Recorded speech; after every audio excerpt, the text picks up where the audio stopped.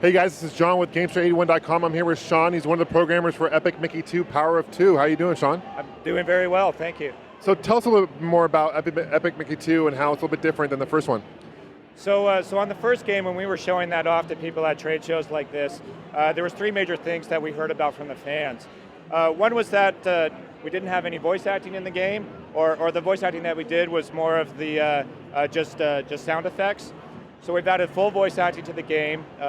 Oswald is now a playable character, which is something we heard that we heard about back when we were working on Epic Mickey 1.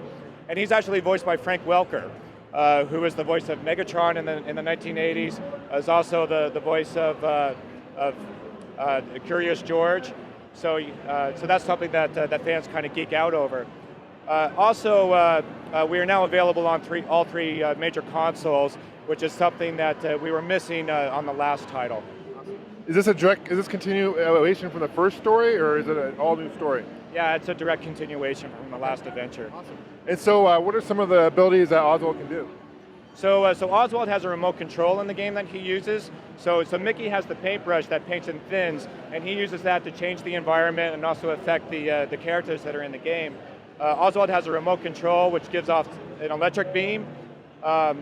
And there's also characters in the game that we're not seeing today that are more prone to electrical damage or electrical effects, and he can control them through that.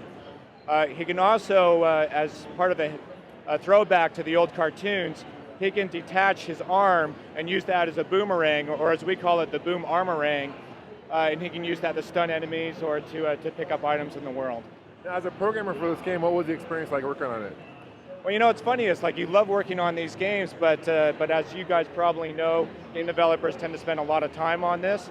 So we've been working on this title in particular for 2 years. It's been a long 2 years. We're very happy to see it come to an end like this. Can't wait to see it on store shelves. And it's great to come to an event like this because we actually get to see fans enjoying the game, and it gives you the feeling that the work that you've been doing is worthwhile.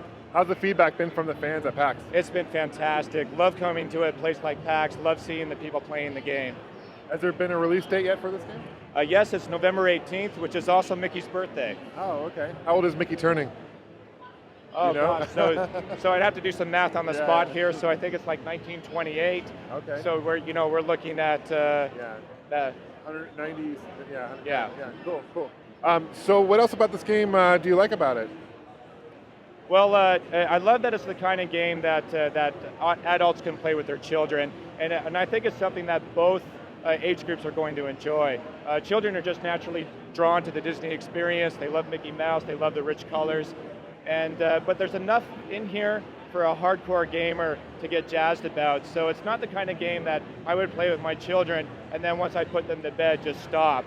I might continue on myself. It sounds like the replay value is pretty high too, because depending on what you choose in the game, it affects the rest of the game, correct? So you can go back in the game and almost play like a different experience. Yeah, absolutely. And in fact, if you want to play through the whole thing, collect every item, complete every quest, we're looking at something that's somewhere around 30 hours. Where can people go to find out more information about Epic Mickey 2? Well, they can visit our website at Disney.com. Awesome. Thank you, Sean, so much for your time. It was nice to talk to you. Thank you very much.